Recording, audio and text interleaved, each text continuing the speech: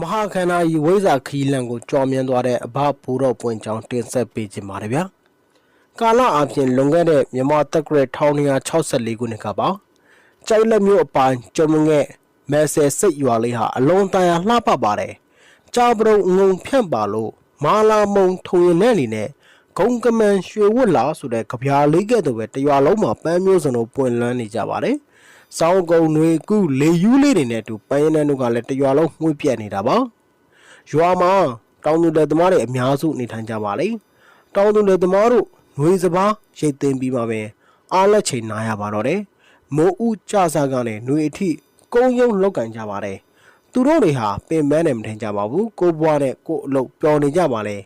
ေလဲသိမ်းပြီးချိန်ရွာမှာရှင်ပြုရဟန်းခံအလူမင်္ဂလာပွဲတွေရှိလာစမြဲဖြစ်ပါတယ်အဲ့ဒီမှာရွာအလူပွဲကြီးပြီးရင်တော့ကာလာသားတွေကအတော့အစားအပျော်ပါးလေးတွေဖတ်လာပါတယ်အဲ့ဒီတိုင်းမှာထိုးချတဲ့ကာလာသားလေးကတော့မောင်ပွင့်မှာသူဟာအတော့မှာတော့ဘုံမထားသူဖြစ်ပါတယ်အဒီမုတ်ဖတ်မှလည်းဝါသနာကြီးသူတကြွသူဖြစ်ပါတယ်သူ့ပုံစံကတော့အသက်အစိတ်ဝန်းကျင်အရက်မပုမရှင်လုံးမှာမျက်နှာထားခက်တီတီခက်တင်းနေနေတဲ့သူပါစိတ်သဘောထားကောင်းပြီးရိုးဖြောင်းသူပါဂတိတီသူဖြစ်ပါတယ်သူဟာတောက်လိုက်စားလိုက်တီးလိုက်မှုတ်လိုက်နဲ့ဗျမ်းပရာဖြစ်ချင်းအဖြစ်ပေပေတီတီနေတဲ့သူလည်းဖြစ်ပါတယ်မောင်ပွင့်ပေတီလုံးအားကြီးတဲ့အတွက်အရက်ကတခါတည်းသူ့ကိုယွန်းကြောက်ကြီးတောင်ဖြစ်ရပါတယ်မောင်ပွင့်ဟာပေါင်းတယ်မျိုးအဘဥဖောင်အမိတော်ဘောပြူတွေဒုတိယမြောက်သားဖြစ်ပါတယ်အကိုအန်ကြီးညီမောင်ဒီထွေမောင်ဖိုးလေးညီမမဲမြမဲတင်နဲ့မတ်အိုစုစုပေါင်းမွေးချင်း9ယောက်ရှိပါတယ်မောင်ပွင့်ရဲ့အကိုကြီးကိုအန်ကြီးဟာဟင်္ဒရတောင်ကြီးရွာမှာမသိန်းရှင်နဲ့အိမ်တော်ကြပြီးနေထိုင်ပါတယ်မောင်ပွင့်ဟာအကိုရှိရာတောင်ကြီးရွာကိုလိုက်ပြီးနေပါတယ်တစ်ချိန်မှာတော့မောင်ပွင့်ဟာလောကီပညာစေပညာတွေကိုစိတ်ဝင်စားလာပြီးပညာသင်နိုင်ဖို့အကိုအိမ်ကနေထွက်ပြီးရှမ်းပြည်ကိုခြေဆန့်ပါတော့တယ်ရှမ်းပြည်မှာလောကီပညာရှင်ကြီးတွေထံတပည့်ခန်းနိနာနေတလအဝဝတေချာဂဂနနတင်ယူပါတော့တယ်ဒါနဲ့ပဲရိတ်ဖန်းတန်ဖန်းရုပ်ပြောင်းနံခွာအဖျားဖျားသောအတက်ပညာတို့ကိုမောင်ပွင့်တက်ကျွမ်းလာပါတယ်ခုတော့လေလူစိုးလူမကြီးပေပေတတနေတဲ့မောင်ပွင့်တယောက်ဆရာကြီးဖြစ်ပါပြီကောမောင်ပွင့်ပညာသင်ရာအတက်ပညာအတော်လေးစုံလာတဲ့အခါအကိုကြီးရှိတဲ့ဟင်္ဒရတောင်ကြီးရွာကိုမပြန်တော့ပဲကြိုက်လက်ဖျားပုံကွမ်းကြံကုန်းကျုံမငဲ့မဲဆက်စိတ်အစားရှိတဲ့ရွာစဉ်အလိုက်လဲ့လဲစေးကူပါတော့တယ်မောင်ပွင့်တယောက်ဈေးလိုက်ကုမဲဆက်စိတ်ရွာမှာအနေထိုင်များလာပါတယ်သူဟာစေဝါလိုက်ကုနေပြီမဲ့ငကိုမူနာအတိုင်းကာလာသားတွေနဲ့တောင်းလိုက်စားလိုက်တီးလိုက်မှုတ်လိုက်ပျော်လိုက်ပါလိုက်နဲ့ပေပေတီတီပါပဲစေးစရာကြီးပြီမဲ့တစ်ဖက်ကတော့ပေပေတီတီနေတဲ့မောင်ပွင့်ပါဒီနေ့ညနေခင်းမှာတော့မဲဆက်စိတ်ရွာလမ်းနေပြီးကုတ်ကုတ်ပင်အောင်မှာမောင်ပွင့်နဲ့တငယ်ချင်းနှစ်ယောက်စကားကောင်းနေပါတယ်ဟေ့မောင်ပွင့်ဟိုမှာငွေရုံကွာမင်းလှည့်ကြည့်လိုက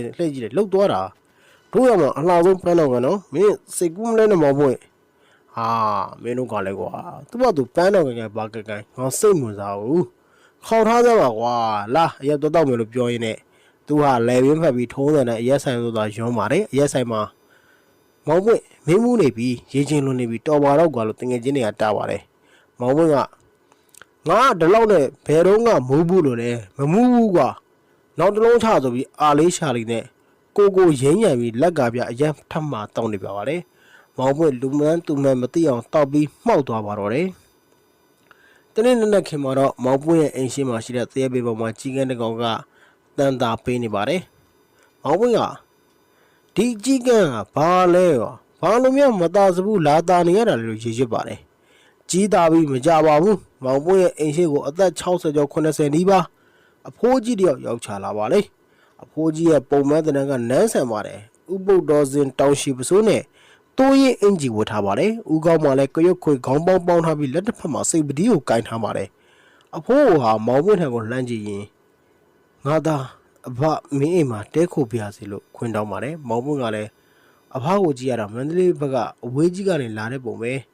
ဒီမှာတဲခိုလို့ရပါတယ်အဖကျက်တဲ့လောက်နေနိုင်ပါတယ်လို့ပြောပါတယ်အဖိုးကြီးဟာမောင်ပွင့်အိမ်မှာတဲခိုရင်ရွာသူရွာသားတွေနဲ့တခြားရွာကသူတွေကိုလည်းစေးကူပေးပါတယ်အဖိုးကြီးဟာစေးပညာကိုအထူးကျွမ်းကျင်ပါတယ်ကာလနာခေါ်ဝမ်ယောဂါနဲ့မွေးသားခံရသူတွေကိုများစွာကုသပေးပါတယ်အဖိုးကြီးရဲ့နာမည်ကတော့ဆရာအေးလို့သာခေါ်ပါတယ်ဆရာအေးဆိုတဲ့နာမည်ကိုရွာသူရွာသားတို့ကဘလို့ပြန်ခေါ်လဲဆိုတော့ငွေဆရာကြီးလို့တော့သမုတ်ကြပါတယ်ဆရာကြီးဟာမောင်ပွင့်အားချောင်းမော်ပြီးငါသားရမင်းဒူးစဲမှုတွေမပြုတ်စဲမှနဲ့ကွာမင်းရဲ့ပင်ကိုစိတ်ကရိုးဖြောင်းနေကွာဂတိသစ္စာရှိတယ်ဒါကြောင့်ဆရာမင်းကိုပညာသင်ပေးမယ် စားတော့ဖို့တဲ့ဘာမှမဘူးနဲ့အားလုံးဆရာတော်ဝင်ယူမယ်နော်ဒူးဆိုင်မှုကသာရှောင်းပါကွာ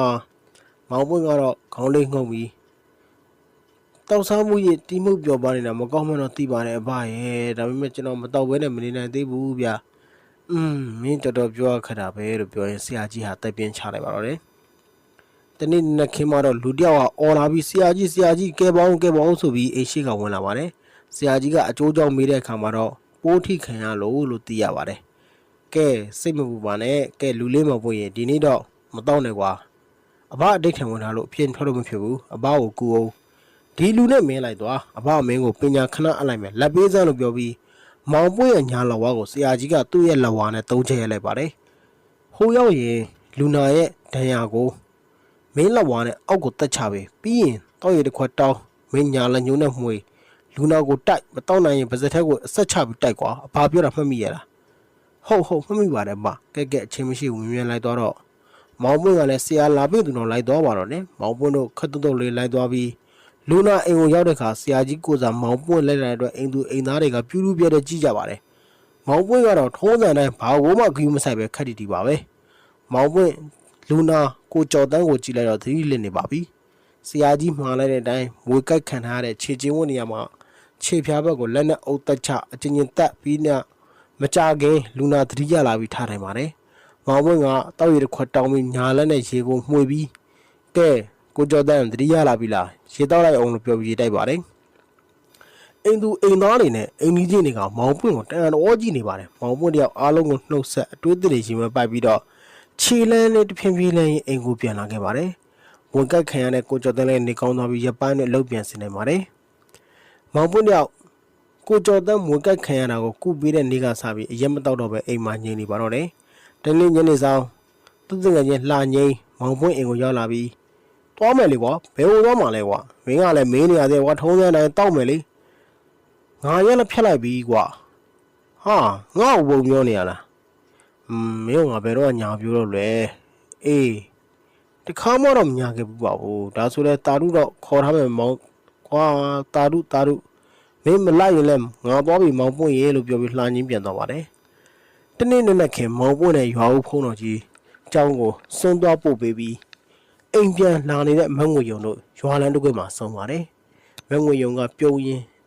မောင်ပွင့်နေအရက်မတော့တော့ဘူးဆိုလို့စကားစားတော့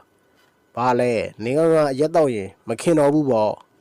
အဲ့ဒီသဘောနဲ့ပြီးတော့မဟုတ်ပါဘူးဟဲ့နေအရက်မတော့တာကြားတော့ငါအရန်ဝမ်းသာလို့ပါနင်တော့မတော့နင်ကငါအမြဲခင်နေမှာဟာအေးပါငါရက်ဖြတ်လိုက်ပါပြီဒါပေမဲ့ငါရက်မတော့ပြီမှာဟာရွာလိုပွဲကထင်ပေါ်နေမှာတော့ငါအိုးစီတို့ဘက်တွေတီးရင်ဒီကပေါင်းတော့ကအလှလေးငွေရုံကိုငေးကြည့်နေဦးမှာဟာအမေအဲ့ဒီမှာပဲမောင်ပွင့်တဲ့ငွေရုံတို့ဟာနှလုံးသားချင်းနီးစပ်လာပါတော့တယ်မောင်ပွင့်ကလည်းဆရာကြီးရဲ့ပညာတွေကိုတစားသင်ယူပါတယ်ပညာတွေကိုကောင်းသင်ယူလာရ6လခန့်အောင်ကြာနေပါပြီတနေ့မှတော့ဆရာကြီးကတာလူလေးအဘအညာသွားအောင်မယ်ကောင်းနေပြီပညာတွေစူးစမ်းလေ့လာထားကြားလာဟုတ်ဘက်စိတ်ချပြီးသားသွားပါဆရာကြီးဟာ3လခန့်ကြာတဲ့ကပြန်ရောက်လာပါတယ်ဒီလိုသွားလိုက်လာတဲ့မောင်ပွင့်ကိုပညာသင်လိုက်အချိန်ကာလလို့ကြာချောင်းလာပါပြီဆရာကြီးခီးထွက်တဲ့မောင်ပွင့်ဟာဆရာစကားကိုမှားရွေးချွတ်ချော်ရင်ဆရာကြီးကသိနေပါရဲ့ပါတခါမှလဲတားလူလေးဒီမှာငွေ200ငပြောသိတပီတက်တာတဲ့ထဲကွာထဲပြီးပြီပါဆရာကြီးဟာတက်တာကိုပိတ်တယ်ကဲတာတော့ယူထားအဘခီးသွားကြရှိတယ်ဒီတော့ကိုကောင်းတင်ထားတက်တာကိုမဖွင့်နဲ့လို့မှာပြီးဆရာကြီးခီးသွားပါတယ်ဆရာကြီးခီးသွားတဲ့မှာမောင်ပွင့်ဟာငွေကြေးကျက်တဲလာပါတယ်စားရတော့အဆင်မပြေဘဲနဲ့အသုံးဆွဲကျက်တဲလာပါတယ်ဒါကြောင့်မောင်ပွင့်ဟာတက်တာတွေကငွေကိုယူသုံးလို့စိတ်တွေဖြစ်လာပါတယ်တက်တာတွေကငွေကိုငါယူသုံးလိုက်မယ်ကွာမဖြစ်သေးဘူးလေဆရာစကားလည်းနားမထောင်ကြမယ်မောင်ပွင့်ဟာစိတ်ထဲမှာချီတုံချတုံဖြစ်နေပါတယ်တက်တာမှငွေကိုယူမသုံးဖို့အတော်လေးတင်ထားပါတယ်စိတ်ကိုတင်ထားရင်ပဲငွေကိုယူသုံးစိတ်သုံးကဖြစ်ပါတယ်ဖြစ်ပေါ်တိုင်းဆရာကြီးရဲ့အမှားစကားကိုကြားရောက်ပြီးတက်တာကိုမဖွင့်တော့ပါဘူးတလောက်ခန့်ကြာတဲ့ခါဆရာကြီးပြောင်းလာပါတယ်ဒါလူလေးမင်းငွေသုံးပြတော့တက်တာတွေကငွေယူသုံးဖို့သုံးခါကျန်ခဲ့တယ်မဟုတ်လားမောင်ပွင့်ဟာငါစိတ်အကျင့်ကိုအဘသိနေပါလားလို့တွေးရင်ဒီကိုယ်လုံးကြက်သိမ်းထားပါပါတယ်ဟုတ်ပါတယ်အဘလိုဝန်ခံတဲ့အခါ ငါတပည့်အစင်းရမခံနိုင်သေးဘူးလော